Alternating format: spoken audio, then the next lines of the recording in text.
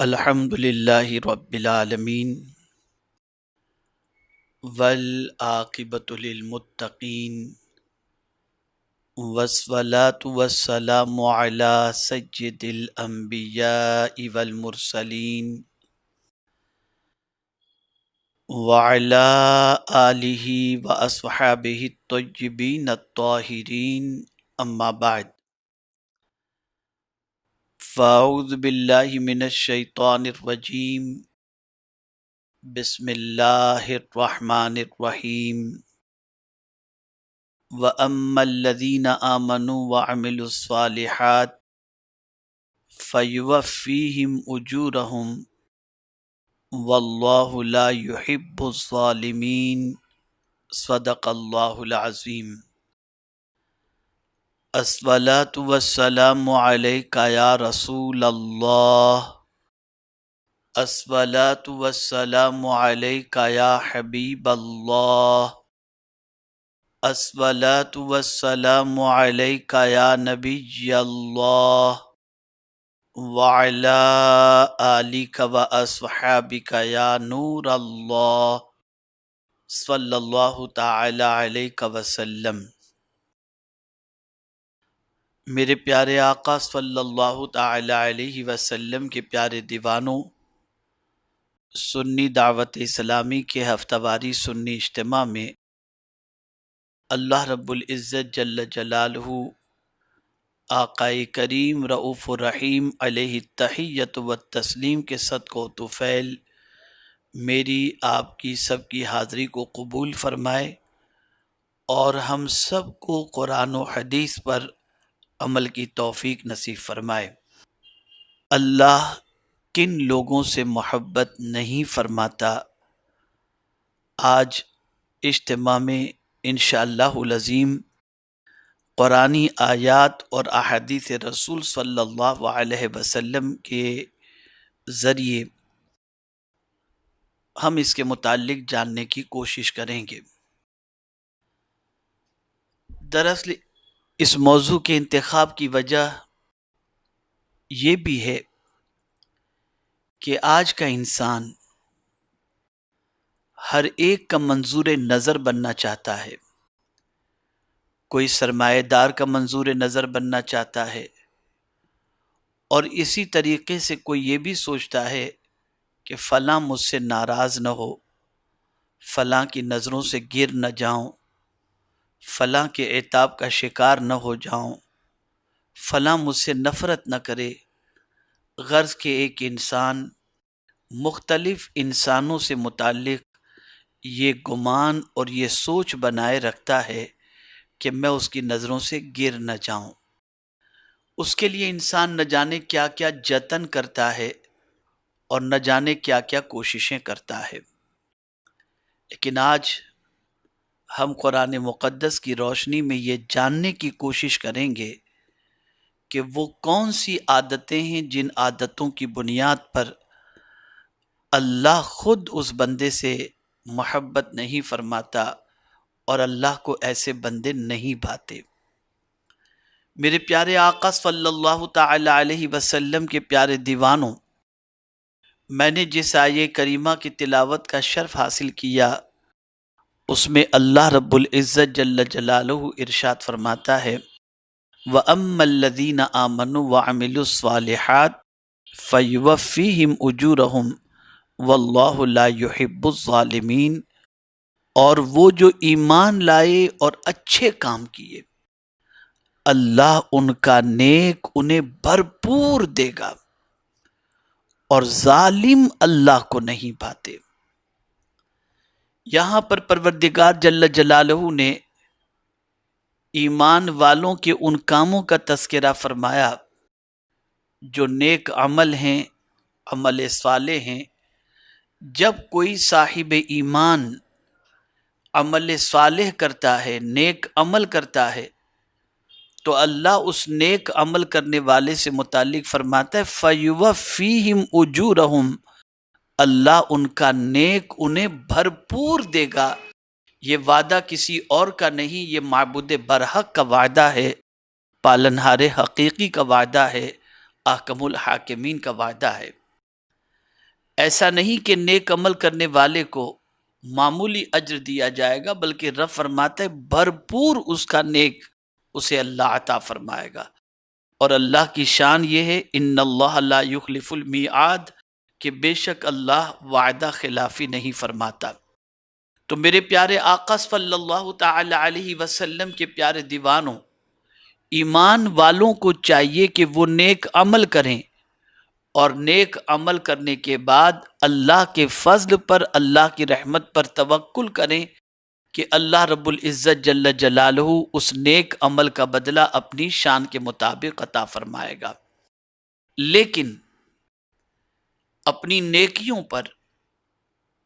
اپنے اچھے اعمال پر غرور کرتے ہوئے کسی پر ظلم نہیں کرنا چاہیے، کسی پر زیادتی نہیں کرنی چاہیے، اس لیے کہ جو پروردگار جل جلالہ نیکیوں پر اجر عطا فرماتا ہے، وہی پالنہار حقیقی نیکیوں پر اترانے والے اور ظلم کرنے والوں کو میرا مولا پسند نہیں فرماتا۔ یاد رکھیں، ظلم کرنے والا ظلم کیوں کرتا ہے؟ کوئی بھی انسان اگر کسی پر ظلم کرتا ہے تو یہ اسی وقت کرتا ہے جب اس کے دل و دماغ کے اندر یہ بات رچ بس گئی ہوتی ہے کہ وہ اس سے بہتر ہے یا بڑا ہے۔ تو اگر کوئی شخص کسی کو کمتر سمجھے اور کمتر سمجھ کر کسی پر زیادتی اور ظلم کرے تو میرے مولا کو ظلم کرنے والے بندے بالکل پسند نہیں، اللہ کو ایسے بندے نہیں بھاتے۔ میرے پیارے آقا صلی اللہ تعالی علیہ وسلم کے پیارے دیوانوں، ظلم کی ڈیفینیشن کیا ہے؟ تو ظلم کی ڈیفینیشن یہ ہے وضع الشیء علی غیر محلہ، اللہ عز و جل نے جس چیز کو جس جگہ کے لیے بنایا ہے اس کے علاوہ اس کو رکھنا، یہ ہے ظلم۔ ہاتھ بنائے ہیں اللہ عز و جل نے کسی کی مدد کرنے کے لیے، لیکن اگر کوئی اسی ہاتھ سے کسی انسان کو مارے، زیادتی کرے، جبر کرے، ستائے، تو اللہ عز و جل ایسے کام کرنے والے کے حوالے سے اس کے اس عمل کو ظلم فرماتا ہے۔ اور جب کوئی ایسا کام کرتا ہے تو اللہ عز و جل اس بندے سے محبت نہیں فرماتا۔ میرے پیارے آقا صلی اللہ تعالی علیہ وسلم کے پیارے دیوانوں، اسی طریقے سے پورے اعضائے بدن کو لے لیں۔ آپ اگر اعضائے بدن کو لیں گے تو اس سے بھی آپ کو سمجھ میں آ جائے گا کہ میرے پیارے آقا صلی اللہ علیہ وسلم کے پیارے دیوانوں، ہاتھ کسی کے سر پر شفقت سے رکھنے کے لیے ہیں، ہاتھ حلال غذا کو کھانے کے لیے ہیں، ہاتھ کسی مجبور و بےکس کو منزل مقصود تک پہنچانے کے لیے ہیں، ہاتھ کسی سائل کے سوال کو پورا کرنے کے لیے ہیں، ہاتھ کسی یتیم کے سر پر پھیرنے کے لیے ہیں۔ ہاتھ اللہ نے اس لیے نہیں عطا فرمائے کہ کسی کمزور کو دھکا دے دیا جائے، کسی کمزور پر زیادتی کی جائے، کسی کمزور پر ظلم کیا جائے۔ میرے پیارے آقا صلی اللہ تعالی علیہ وسلم کے پیارے دیوانوں، دنیا اس وقت جو بے چینی کے شکار ہے، بے قراری کی شکار ہے، اس کی ایک سب سے بڑی وجہ یہ ہے کہ انسان پر جب ظلم کرتا ہے تو طبیعت بے چین ہو جاتی ہے، اور انسان جب کسی انسان کے ساتھ حسن سلوک کرے تو پروردگار جل جلالہ اسے قرار کی دولت عطا فرماتا ہے۔ مثال کے طور پر میں آپ کو بتاؤں، ہاتھ سے اگر آپ نے کسی غریب کی مدد فرمائی، بے چین نہیں ہوں گے۔ ہاتھ سے اگر کسی یتیم کے سر پر آپ نے شفقت سے ہاتھ رکھ دیا، آپ بے چین نہیں ہوں گے۔ ہاتھ اگر اپنی ماں کے ہاتھ میں دے کر ماں کے ہاتھ کو آپ نے چوم لیا، آپ بے چین نہیں ہوں گے۔ لیکن آپ کی طبیعت بے چین اس وقت ہوگی جب ہاتھ سے کسی مجبور کو دھکا دے دیا، کسی کمزور کو گرا دیا، تو آپ کی طبیعت میں بے چینی پیدا ہو جائے گی۔ اس لیے کہ اللہ عز و جل نے ہاتھ اس لیے بنائے ہی نہیں کہ آپ اس کے ذریعے کسی غلط کام کے اندر اپنے ہاتھ کا استعمال کریں۔ یہ ایک مثال کے ذریعے میں نے دھکا دینا اور چیزوں کے حوالے سے میں نے بتایا۔ آپ اس پر مزید غور کر سکتے ہیں کہ جب آپ ہاتھ کا اس طریقے سے استعمال کریں گے، پیر کا اس طریقے سے استعمال کریں گے، زبان کا اس طریقے سے استعمال کریں گے، آنکھوں کا اس طریقے سے استعمال کریں گے، جس طریقے سے استعمال کرنے کے لیے رب نے منع فرمایا ہے وہ سب ظلم کے دائرے کے اندر آ جائے گا۔ اور جب اپنے ہاتھ پیر اور اعضائے بدن کا استعمال اللہ کے قانون کے مطابق، مصطفیٰ جان رحمت صلی اللہ علیہ وسلم کی شریعت کے مطابق آپ کریں گے تو آپ کی طبیعت کے اندر قرار نصیب ہوگا اور آپ کو اللہ رب العزت جل جلالہ سکون کی دولت عطا فرمائے گا۔ تو آج سب سے پہلی چیز جو سمجھنی ہے وہ یہ ہے کہ اللہ جن لوگوں سے محبت نہیں فرماتا اور جو لوگ اللہ کو اچھے نہیں لگتے، اللہ کو بھاتے نہیں ہیں، ان میں سے ایک وہ بندہ ہے جو ظلم کرتا ہے۔ اب اگر کوئی شخص یہ چاہتا ہو کہ میں اللہ کا محبوب بن جاؤں، اللہ عز و جل کی بارگاہ کے اندر سرخ روئی حاصل کروں اور میرا مولا مجھ سے محبت فرمائے، تو اس کا طریقہ یہ ہے کہ ظلم کرنا چھوڑ دے، زیادتی کرنا چھوڑ دے، ستانا چھوڑ دے، زبان سے اذیت پہنچانا چھوڑ دے، آنکھوں سے اذیت پہنچانا چھوڑ دے، پیروں سے اذیت پہنچانا چھوڑ دے۔ انشاءاللہ العظیم میرے مولا کو ایسا بندہ ضرور پسند آئے گا اور پروردگار جل جلالہ ظلم نہ کرنے والے بندے سے ضرور محبت فرمائے گا۔ اسی طریقے سے میرے پیارے آقا صلی اللہ تعالی علیہ وسلم کے پیارے دیوانوں، قرآن مقدس میں اگر آپ دیکھیں تو اللہ عز و جل دوسرے ایک ایسے بندے سے محبت نہیں فرماتا، اور نہ میرے مولا کو وہ بندہ پسند ہے جو بندہ خیانت کرنے والا ہو۔ جیسا کہ قرآن مقدس میں میرے کریم نے ارشاد فرمایا وَلَا تُجَادِلْ عَنِ الَّذِينَ يَخْتَانُونَ أَنفُسَهُمْ ان اللہ لا يحب من کان خوانا اثیما، اور ان کی طرف سے نہ جھگڑو جو اپنی جانوں کو خیانت میں ڈالتے ہیں۔ بے شک اللہ نہیں چاہتا کسی بڑے دغاباز گنہگار کو، یعنی معصیت کے ارتکاب کو، جو اپنی جانوں پر ظلم کرتے ہیں، جانوں کو خیانت میں ڈالتے ہیں، ان کی طرف سے نہ جھگڑو۔ اور میرے پیارے آقا صلی اللہ تعالی علیہ وسلم کے پیارے دیوانوں، جو اپنی جانوں کو خیانت میں ڈالتے ہیں، اللہ ایسے دغاباز گنہگار کو پسند نہیں فرماتا۔ یعنی اب یہ جان اور اس کی خیانت کیا ہے؟ تو قرآن مقدس میں رب قدیر جل جلالہ نے ارشاد فرمایا ان اللہ اشترى من المؤمنین انفسهم واموالهم بان لهم الجنہ، بے شک اللہ نے مومنوں کے جان اور مال کو خرید لیا جنت کے بدلے میں۔ تو اب یہ مال اللہ کی امانت ہے اور جان بھی اللہ کی امانت ہے۔ اب جان کو بھی اللہ جیسا فرمائے ویسا خرچ کرو اور مال کو بھی اللہ جیسا فرمائے ویسا خرچ کرو۔ اگر جان اور مال کو اللہ کے قانون کے مطابق خرچ نہیں کرتے تو گویا ہم اللہ کی امانت میں خیانت کر کے دغاباز بن جاتے ہیں، اور ایسے دغاباز سے اللہ محبت نہیں فرماتا۔ یہاں جو چیز سمجھ میں آئی وہ یہ ہے کہ ہمیں اس چیز کو ذہن میں رکھنا ہے کہ جان بھی اللہ کی امانت ہے اور مال بھی اللہ کی امانت ہے، اور یہ امانت اس اعتبار سے ہے کہ صاحب ایمان کے جان اور مال کو اللہ نے جنت کے بدلے میں خرید لیا ہے، اور پھر پروردگار جل جلالہ نے جان و مال کے استعمال کا طریقہ بتایا۔ اب اگر کوئی شخص جان اور مال کو اللہ کے بتائے ہوئے طریقے کے مطابق خرچ کرنے کی بجائے اپنی مرضی اور طبیعت کے مطابق خرچ کرتا ہے اور اس کے فرمان کے خلاف خرچ کرتا ہے، تو قرآن کی روشنی میں ایسا بندہ خائن ہے، دغاباز ہے، اور ایسے بندے سے اللہ عز و جل محبت نہیں فرماتا۔ آپ صحابہ کرام علیہم الرضوان کی زندگی پاک کا جائزہ لیں، آپ رسول اعظم صلی اللہ علیہ وسلم کی زندگی پاک کا جائزہ لیں، آپ تابعین کرام کی زندگی پاک کا جائزہ لیں، آپ اولیاء کاملین کی زندگی کا جائزہ لیں، تو آپ کو پتہ چلے گا کہ وہ اپنے وجود کا استعمال اور اپنے مال کا استعمال اللہ کے قانون کے مطابق کر کے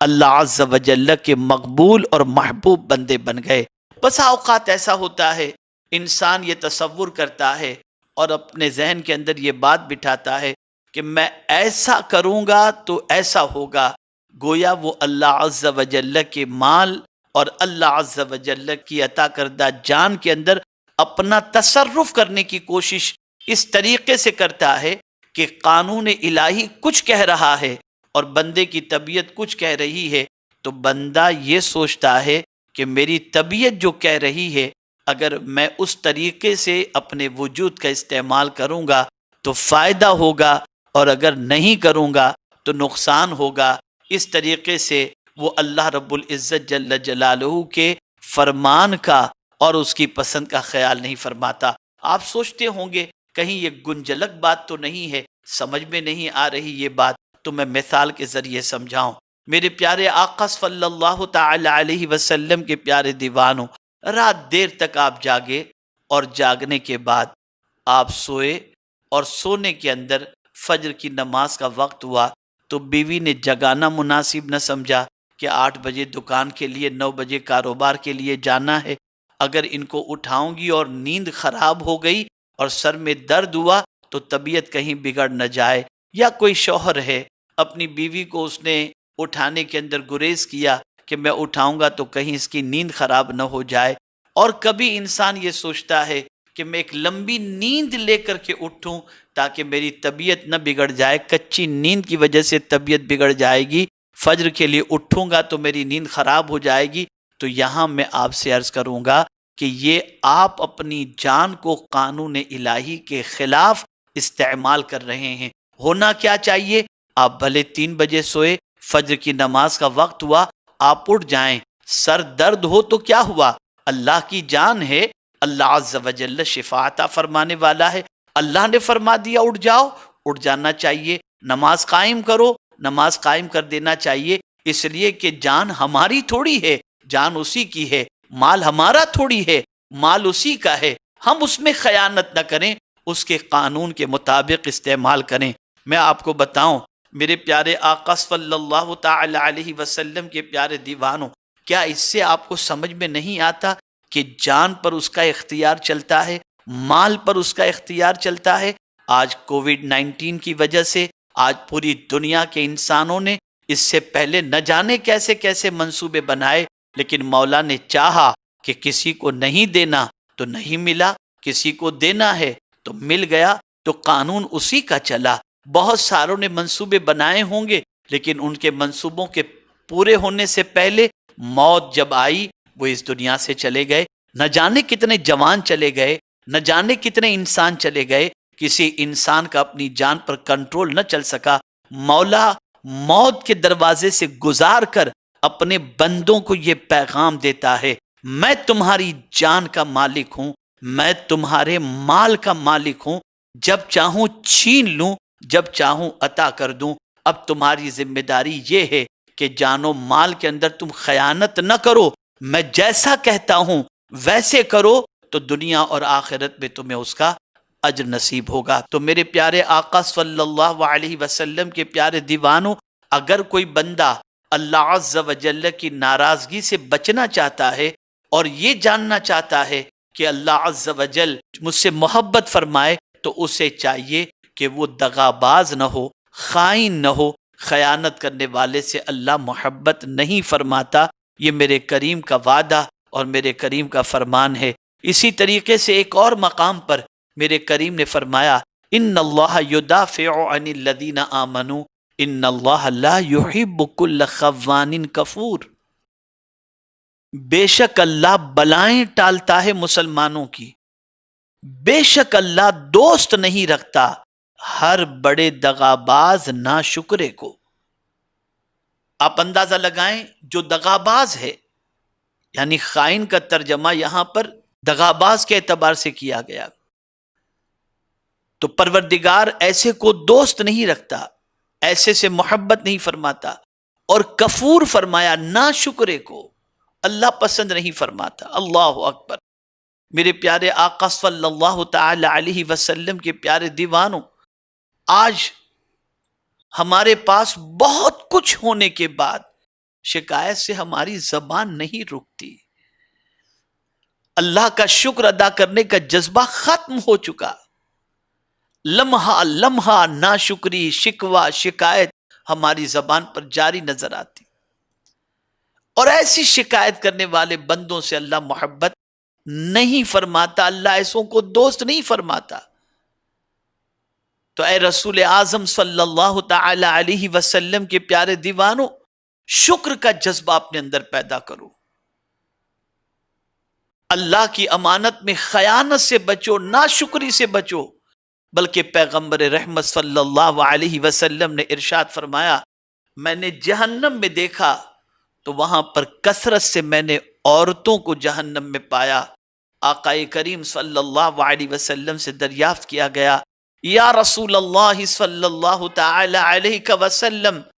کس وجہ سے عورتیں زیادہ تعداد کے اندر جہنم کے اندر ہوں گی؟ تو میرے آقا صلی اللہ علیہ وسلم نے ارشاد فرمایا، شوہر کی ناشکری کی بنیاد پر۔ آپ دیکھتے ہوں گے کہ آج اگر ایک شوہر عورت کی 99 تمنائیں پوری کر دے اور ایک تمنا پوری نہ کرے تو عورت کی زبان پر شکوے کے جملے شروع ہو جاتے ہیں اور شکایت کرتی ہوئی نظر آتی ہے کہ آپ نے آج تک میرے لیے کیا کیا ہے۔ بظاہر عورت سمجھتی ہے کہ میری زبان سے یہ جملہ نکل رہا ہے، لیکن اس جملے کی بنیاد پر وہ اللہ عز و جل کی ناراضگی کا شکار ہو جاتی ہے۔ اس لیے مردوں کو بھی چاہیے اور عورتوں کو بھی چاہیے کہ اللہ کریم کا شکر ادا کرتے رہیں۔ اللہ اکبر۔ میرے پیارے آقا صلی اللہ تعالی علیہ وسلم کے پیارے دیوانوں، اللہ رب العزت جل جلالہ کو شکر ادا کرنے والے بندے بے پناہ پسند ہیں، اور اللہ شکر کرنے والوں سے محبت فرماتا ہے۔ میرے پیارے آقا صلی اللہ تعالی علیہ وسلم کے پیارے دیوانوں، بلکہ اگر کوئی اللہ کا شکر ادا کرے تو یہ نہ سوچے کہ وہ شکر ادا کر کے معاذ اللہ اللہ کا بھلا چاہتا ہے، نہیں۔ قرآن کہتا ہے وَمَن شَكَرَ فَإِنَّمَا يَشْكُرُ لِنَفْسِهِ، جس نے شکر کیا، اللہ اکبر، اس شکر کا فائدہ اس کو، اس کی ذات کو اللہ عز و جل عطا فرماتا ہے۔ اور میرے پیارے آقا صلی اللہ تعالی علیہ وسلم کے پیارے دیوانوں، اسے اللہ کیا فائدہ عطا فرماتا ہے؟ لَإِن شَكَرْتُمْ لَأَزِيدَنَّكُمْ، اللہ تم پر نعمتوں میں اضافہ فرما دیتا ہے۔ جو بندہ شکر ادا کرتا ہے اللہ اس پر زیادہ کر دیتا ہے اپنی نعمتوں کو۔ اسی لیے یاد رکھیں، آقا کریم صلی اللہ تعالی علیہ وسلم کے فرمان کی روشنی میں بہت ساری نعمتیں جو اللہ نے ہمیں عطا فرمائی ہیں وہ ناشکری کی بنیاد پر ہم سے چھین لی جاتی ہیں، ناشکری کی بنیاد پر۔ اسی لیے آقا کریم رؤوف الرحیم علیہ تحیت و تسلیم نے ارشاد فرمایا، جس طریقے سے وحشی جانور اگر اسے نہ باندھا جائے تو وہ بھاگ جاتا ہے، ایسے ہی آقا کریم صلی اللہ علیہ وسلم ارشاد فرماتے ہیں کہ نعمتیں بھی بھاگ جایا کرتی ہیں اگر اسے نہ باندھا جائے۔ صحابہ کرام علیہم الرضوان نے دریافت فرمایا کہ یا رسول اللہ صلی اللہ تعالی علیہ وسلم، نعمتوں کو کیسے باندھا جائے؟ تو میرے آقا صلی اللہ علیہ وسلم نے فرمایا قیدوا بالشکر او کما قال، اپنی اللہ کی نعمتوں کو قید کر لو، باندھ لو شکر کے ذریعے۔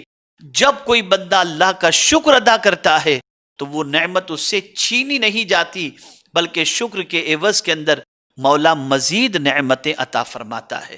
تو میرے پیارے آقا صلی اللہ علیہ وسلم کے پیارے دیوانوں، بظاہر انسان اپنی زبان سے ناشکری کے کلمات کہتا ہے، شکوہ شکایت اپنی زبان سے کرتا ہوا دکھائی دیتا ہے، لیکن وہ بھول جاتا ہے کہ ان جملوں کی وجہ سے، اس اظہار کی وجہ سے، اس ناشکری کی وجہ سے اللہ رب العزت جل جلالہ اس بندے سے محبت نہیں فرماتا، بلکہ میرا پروردگار ایسے بندے کو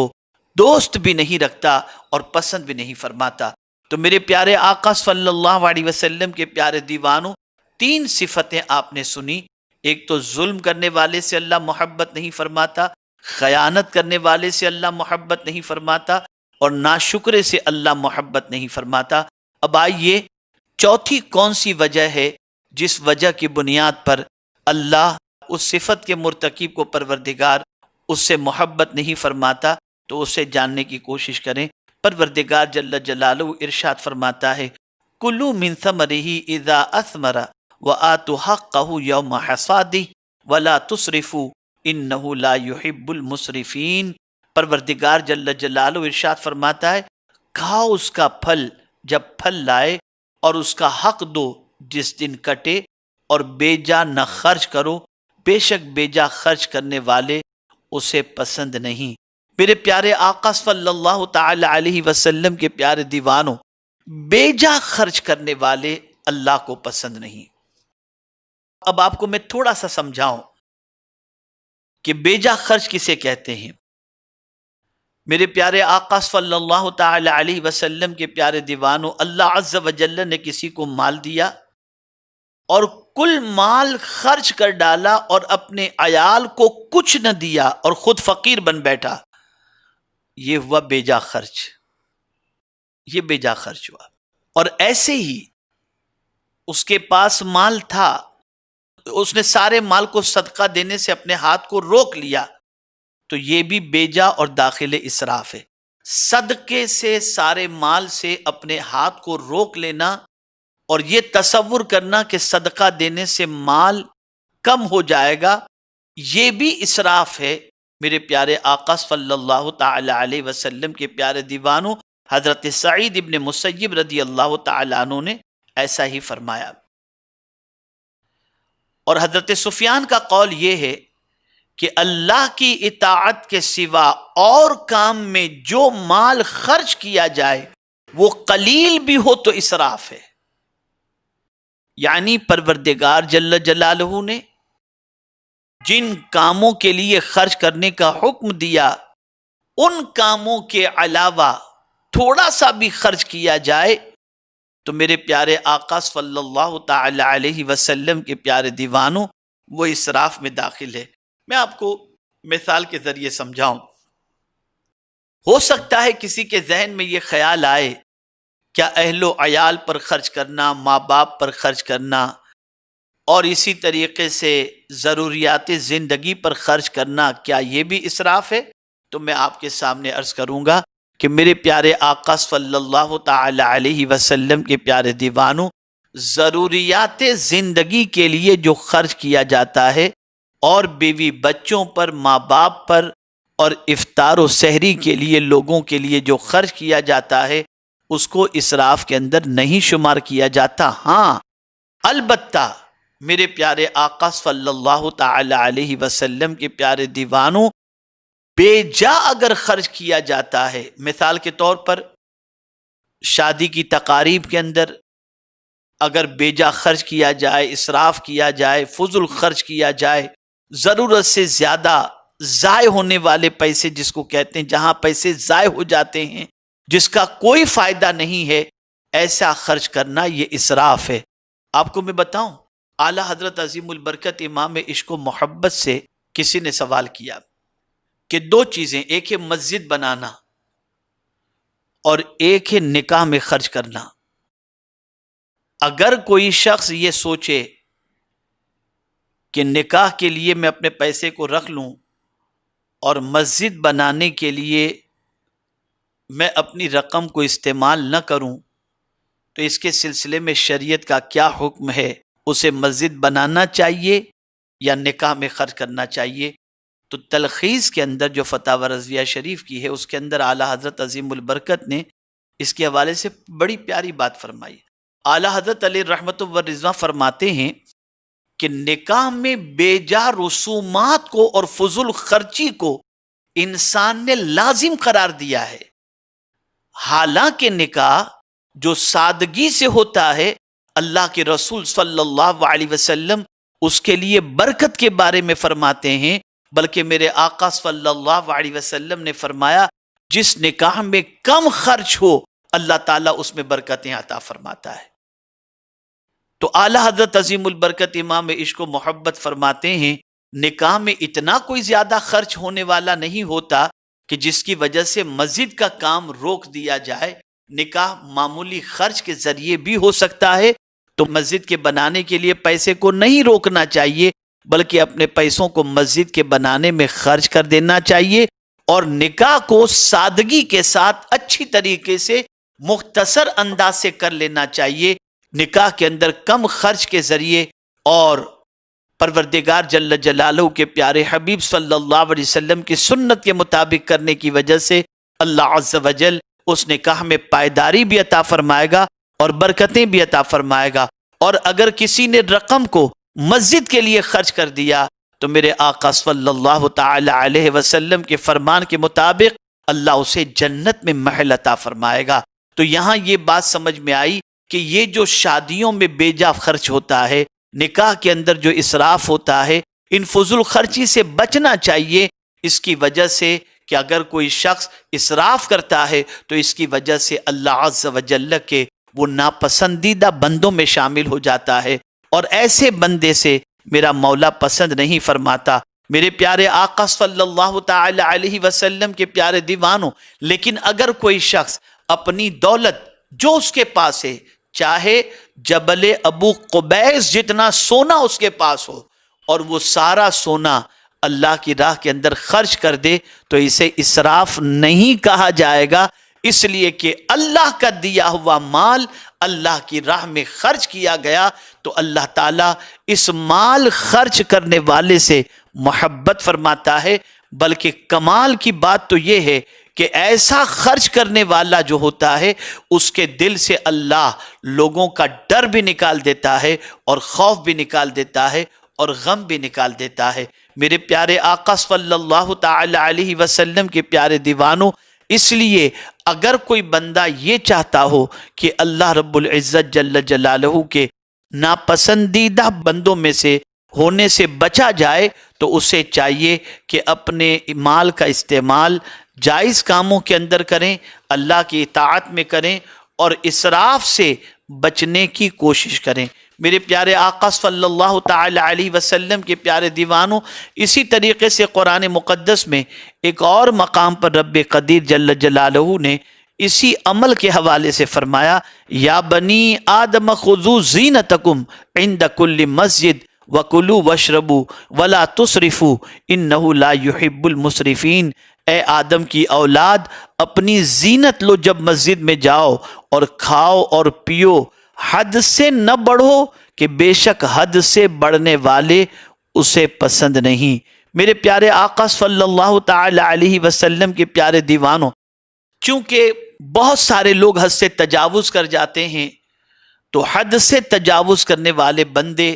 میرے مولا کو پسند نہیں ہیں. حد سے تجاوز آپ سمجھ چکے ہوں گے، مال کی ضرورت 10 روپے میں کام بن سکتا ہو، اس کی جگہ پر آدمی جو ہے 20 کا خرچ کر بیٹھے، 50 کا خرچ کر بیٹھے، تو ایسا حد سے زیادہ خرچ کرنے والا میرے مولا کو پسند نہیں ہے. اسی لیے قرآن مقدس میں رب قدیر جل جلالہ نے یہ ارشاد فرمایا. اس کی تفسیر کے اندر فرمایا گیا، یعنی لباس زینت، اور ایک قول یہ کہ کنگھی کرنا، خوشبو لگانا داخل زینت ہے. یعنی جب تم مسجد کے لیے جاؤ تو خوشبو لگا کر کے جاؤ، جب تم مسجد کے لیے جاؤ تو بال سنوار کر کے جاؤ، اور جب تم مسجد میں جاؤ تو اچھی طریقے سے صاف ستھری پوزیشن کے اندر جاؤ. اور سنت یہ ہے کہ آدمی بہتر حیت کے ساتھ نماز کے لیے حاضر ہو، کیونکہ نماز میں رب سے مناجات ہے، تو اس کے لیے زینت کرنا، عطر لگانا مستحب ہے.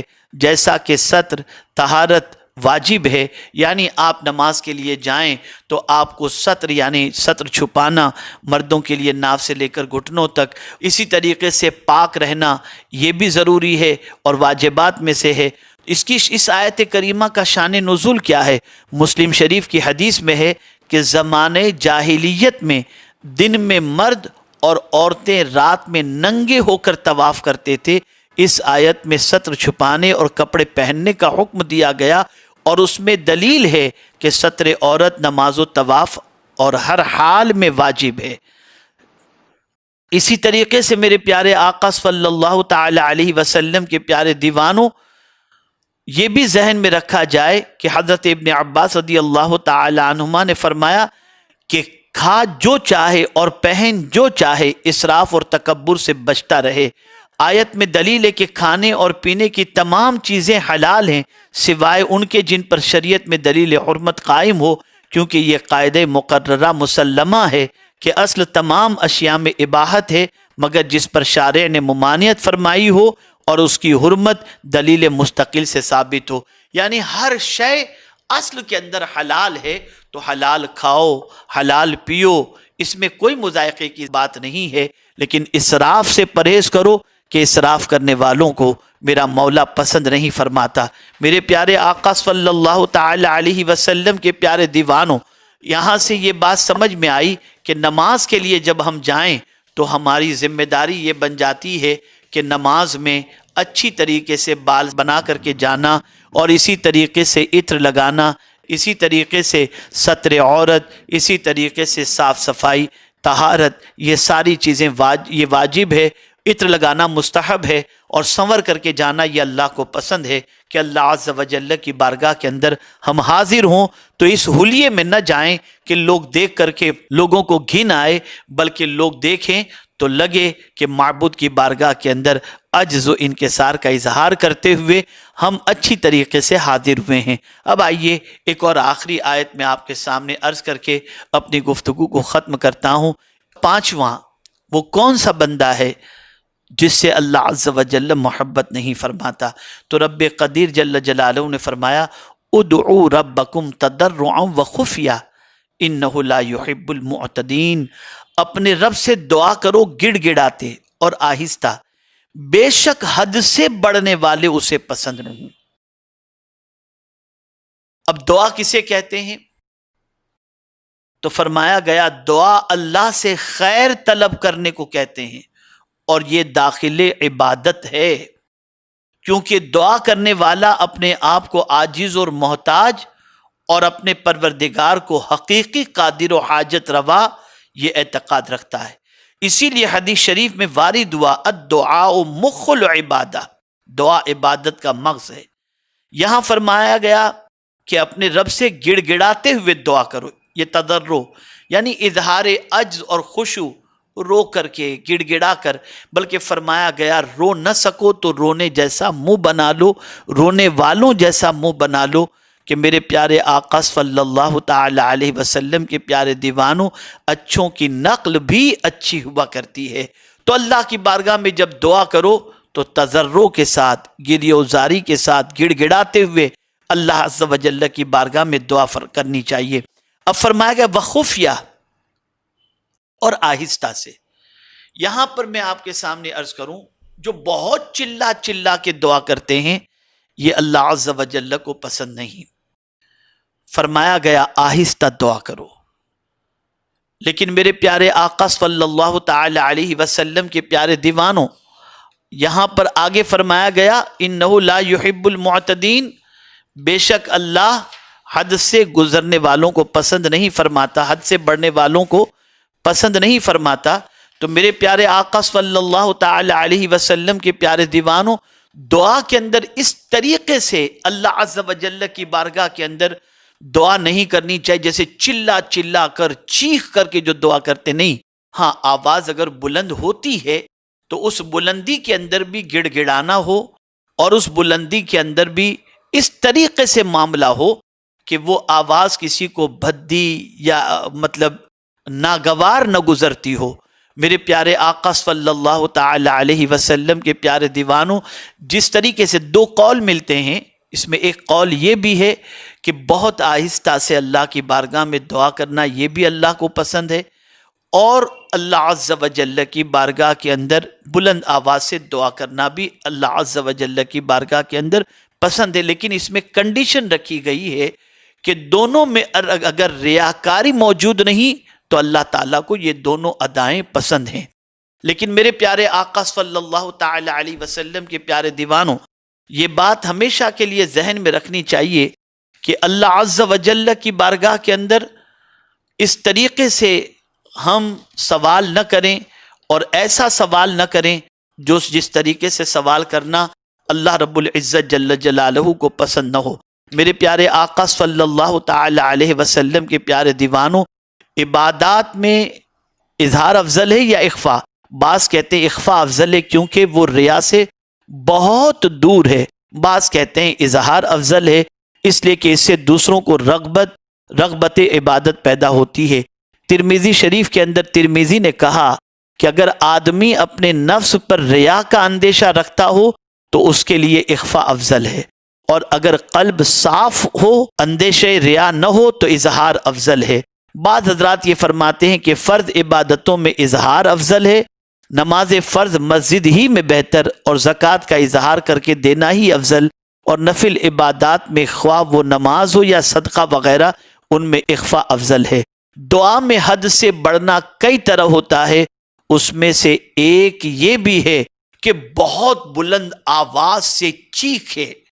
اس طرح سے دعا کرنا بھی حد سے گزرنا ہے۔ تو میرے پیارے آقا صلی اللہ تعالی علیہ وسلم کے پیارے دیوانوں، اللہ رب العزت جل جلالہ کی بارگاہ کے اندر ہمیں چاہیے کہ ہم گڑ گڑا کر دعا کریں، ہمیں چاہیے کہ ہم حد سے تجاوز نہ کریں، ہمیں چاہیے کہ اتنی زور زور سے دعا نہ کریں کہ لوگوں کے کان پھٹ جائیں۔ اور میرے پیارے آقا صلی اللہ علیہ وسلم کے پیارے دیوانوں، جب اجتماع عام ہو ایسے موقع پر اگر ہم اس طرح سے دعا کرتے ہیں کہ آواز تھوڑی بلند ہے لیکن ریا کا اندیشہ نہیں ہے، تو اس طریقے سے دعا کرنے میں مفسرین فرماتے ہیں کوئی مضائقے کی بات نہیں۔ میرے پیارے آقا صلی اللہ تعالی علیہ وسلم کے پیارے دیوانوں، یہ چند چیزیں میں نے آپ کے سامنے رکھی، اور بھی کئی ایسی چیزیں ہیں اور کئی ایسے صفات ہیں جن کی بنیاد پر اللہ رب العزت جل جلالہ